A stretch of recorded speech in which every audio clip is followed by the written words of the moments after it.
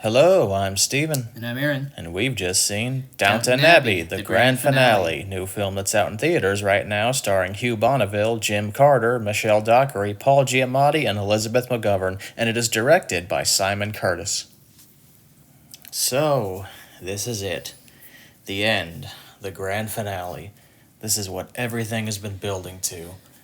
You and me and Downton Abbey, we go way back. About 3 hours when we saw the movie.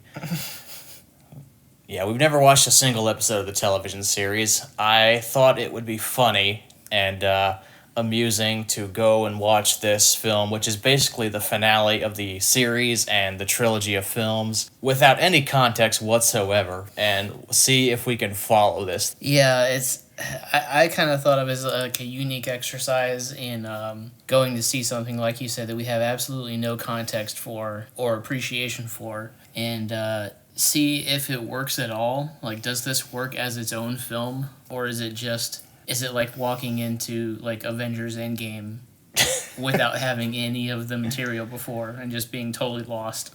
Although I was kind of lost during the initial 30 or 40 or so minutes, I did find that I was able to piece together the plot and the relationships between all the characters pretty well. And I think I was able to figure things out at least 70 to 80%. And by the end of it, I really liked this. I was actually surprised. I think I see the appeal of this show. I pretty much had the same reaction. I think I kind of latched onto it a little earlier. I would say probably like the first 25 minutes of the movie. I'm kind of like trying to settle into this world and, figure out who's who and who's related to who, like what is going on. There are like lines of dialogue that the whole audience, we should say that there was a surprising amount of people Yeah, in the theater for this. it was you, me, and an auditorium full of Downies or Yeah. Abbyites, whatever they're called. Yeah, whatever you call them. And you and I were the youngest people in the theater by about 30, 40 years. Yeah, it's probably true. But yeah, there was like lines of dialogue that were completely going over my head, like people were laughing at and having a good time with, and I'm just like, oh, okay, so that's a thing. That's a thing for these people. That's an inside joke. Yeah. But then once it kind of kicks into like what the actual story is about, and you kind of understand like the relationships to everybody, it really starts working, and I found it really charming and easy to watch. The characters are all really likable and interesting, and the most noteworthy thing I think is just how much chemistry there is on the screen, and it is because they've worked with each other for like the last decade or however long. Yes. So there was definitely a lot to like here, and we kind of also concocted this weird idea to watch the series in reverse since we started with the grand finale. So that would mean movie 2, then movie 1, then the final episode of season 7 or however long it aired until we get to season 1, episode 1, which will be the final episode. Yeah. After watching this and like kind of becoming interested and attached to the characters somewhat, I'm not sure that I would like to pursue that idea anymore. Yeah, same. I think this is a series that probably deserves our attention in the way that it was meant to be seen, from start to finish rather than from finish to start.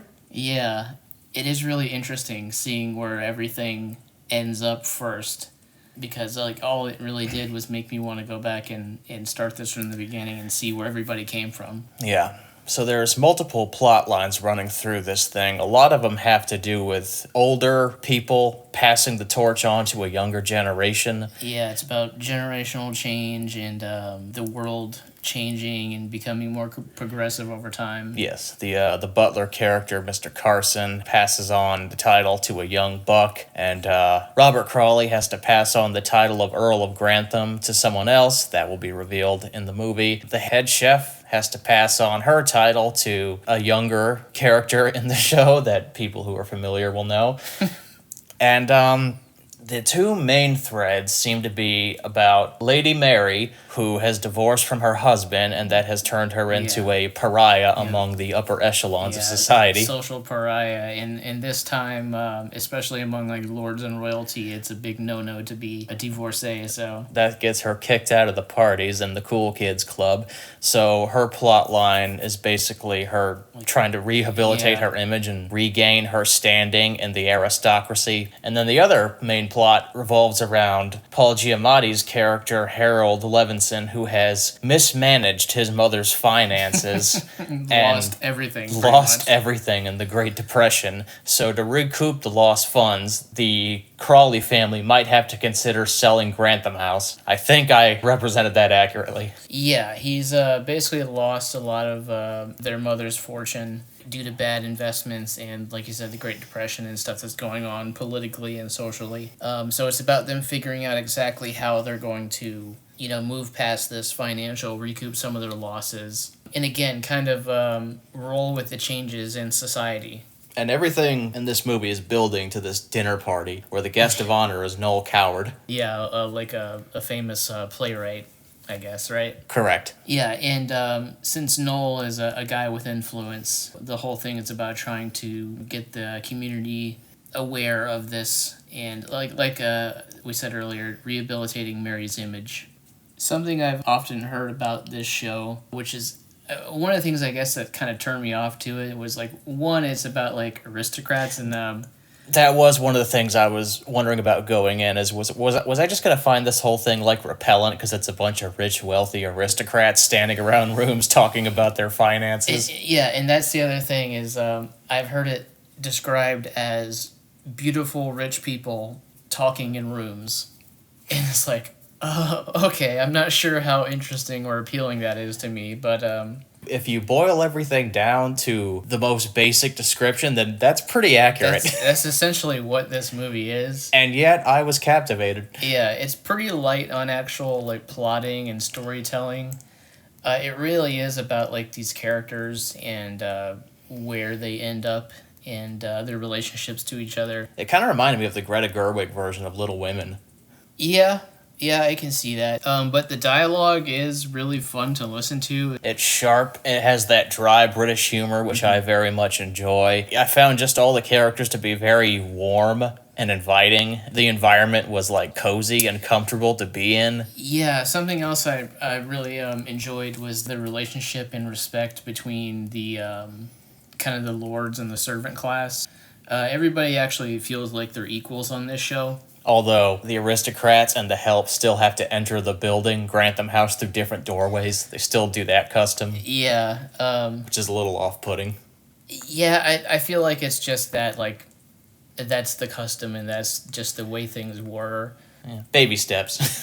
Yeah, but it also helps that the people are very aware that there's a lot of things that they simply can't do or they couldn't function without the help. So that was nice to see that level of self-awareness with the characters. And there are several moments where the aristocracy is taken out of their comfort zone and put among basically the commoners, and they have to be exposed to how just normal people live, and it's like totally alien to them. It's insane. Yeah, there's a really humorous bit with what's his name, Robert Crawley. looking for a place to stay, and he's expecting like a grand house, and it's just like a normal apartment or flat.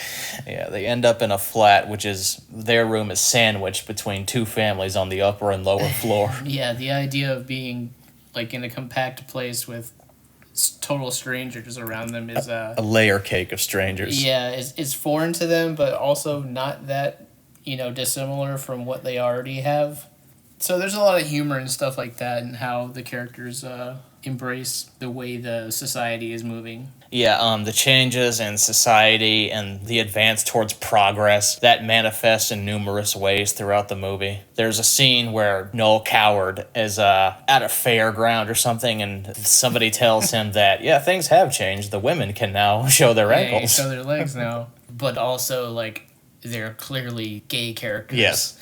So they like crack a joke like, not that it matters much to us. Yeah, it's not much use to us. And I haven't seen the show. We haven't seen the show, obviously, so I'm not sure how those characters are embraced or what kind of the world thinks of them on the show. But they're just kind of another example of the progress that is yet to be made or is being made. All the performances are good, some are even great. Everyone also feels like an adult, which is another thing I appreciated. Yeah, it's not like watching, a Marvel movie where everybody is socially arrested and cracking Juvenile jokes. bad jokes and humor all the time, or like that everybody is got that kind of ironic wit to them. This movie has really witty dialogue, but the wit fits each character like kind of uniquely. Yeah. Who was your favorite character in that? I was about to ask that very question. I really liked the butler, Mr. Carson. I was going to say, I immediately took a shine to Carson. Jim Carter, yeah, he's great. He's got kind of a like a gravitas to him and a like a real sense of presence and importance. Yeah. He's obviously like the man in charge, like even more so than the lords even. It's like everything runs through this guy, and a lot of the humor with his character comes with like the fact that he's retiring, but he clearly doesn't want to or doesn't know how to, so because he's constantly trying to making sure the new guy knows all the rules and does everything the way it's supposed to be done. Even though his way may not be the way his successor does things, and that's fine too. Yeah, and that's the other thing, is it trying to understand and embrace a different way of doing things. Yeah, I liked him a lot. Really liked Robert. Obviously, Hugh Bonneville's great. Yeah, and Paul Giamatti is terrific as Harold.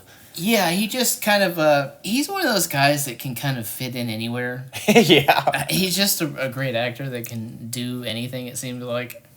Really liked Mary's character, which I didn't really expect to. I liked her sister a lot as well. What was her name? Edith. Edith, yeah. I liked her character quite a bit. She's a very strong character, well written, no nonsense, getting stuff done. Another thing I'm very curious to see is what the dynamic was like when Maggie Smith was on the show. Because she died before this was made, so her kind of specter hangs around the film. There's like portraits of her, and they constantly talk about her. And I'm also wondering, is she not in the movie simply because she died in real life, or did they actually write her death into the second movie? Yeah, I'm not sure. I don't remember at all. Well, we didn't see it, so we wouldn't. Yeah, well, I feel like we would have seen trailers or something, but... I know she was in the second film. Yeah. But if she makes it to the end of the film, I don't know. Yeah, no idea. But yeah, that's another thing that this movie makes me curious about, is just to go back and watch scenes with her and like how did everybody interact when she was on the show. Because she's definitely somebody who has kind of a commanding presence, and you can see her being the one in charge of everything. The impression I got based on everything I saw of the show is that she was the standout character. Yeah. Also really liked the younger cook, and the older cook lady that's retiring too. Daisy was the younger one's name. Yeah. I couldn't tell you the older one's name.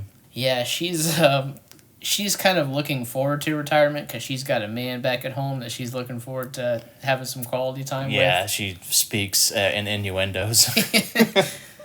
Yeah, there's not really like a bad character among the group. I feel like probably the weakest is maybe the mother. I can't remember her name. She's Paul Giamatti's sister. Yeah, her name was Cora. Yeah, I didn't feel like she had a strong presence here, and some of her acting was just a bit weird to me. Oh, yeah? Yeah, I don't know what it is. Like, something about, like, her constantly smiling all the time. Interesting. It's just kind of off-putting to me. But nothing, like, super bad or negative. Like, everybody is great together, and all the characters individually are pretty good. Anything else? This movie's greatest success amongst people like us is that it made me interested to go back and watch through the whole thing, which we may just do. Yeah, it's only a few seasons, and I think each one's like 10 episodes, so it wouldn't be that big a time sink. Yeah, although I think some of the episodes are like an hour and a half. Oh, really? Yeah. Oh, jeez, okay. Because I was curious about Paul Giamatti's presence on the show. I didn't want to learn too much, but I did look him up on IMDb, and it said he was in one episode, and I'm like, that's kind of a That doesn't seem like enough time to make a dent. And then I looked up the runtime, and it was 90 minutes. I was like, oh, okay, it's like a little mini movie with Paul Giamatti. Yeah, he lives in America, so he probably doesn't appear too much. Well, there's even like dialogue in this movie where they're like, you should really come around more often. So yeah, I guess he's a character we haven't seen too much of. But then there's also a ton of like side characters that I know some people were really happy to see. That again we've got no context for. I'm sure a lot of this movie would have hit a little bit more if we knew everything that was going on, but Yeah, but at the same time, it was also kind of fun piecing things together one by one. yeah, It's an interesting challenge. yeah. One I don't think that was too difficult though, just because the writing is so interesting and the characters are so good. Yeah, the dynamics I was able to figure out. The thing that I wasn't sure I was able to figure out 100% was like the titles of everybody, because they are aristocrats, and I was like, I don't exactly know what they do here and if there's like some kind of business or what this is about. Yeah, my biggest point of confusion is exactly what they do at Downton Abbey. I'm not sure, because they've said like another line of dialogue was like, lots of people have lifted Downton and stuff like that. Yeah. So yeah, I'm not entirely sure what it is that they do. So yeah, there's still like little bits here and there like that are still kind of confusing just because we don't know anything about it. But the general plot and the character relationships and dynamics and where the story goes is pretty easy to follow once you kind of settle into who's who and the relationships. So what is your final number grade on a scale of 1 to 10? I like this quite a bit. Yeah, me too. It's not like the best movie I saw this year, but it's as far as like having a good time despite knowing nothing. I'd probably give this like an 8 out of 10. Yeah, a very, very strong 8. It was warm and inviting. It was a cozy film. It was comforting. It was nice. It was pleasant. I liked hanging out with these people. I would like to have more adventures with them, and I probably will. Yeah, I definitely want to get to that show at some point pretty soon. I think it'll be worth it. So that's Downton Abbey, the grand finale. If you're a Downton Abbey fan, this seems like a pretty exceptional finale, coming from somebody who knows nothing. And if you're somebody who's never seen Downton Abbey, it's still a pleasant watch, so definitely see it.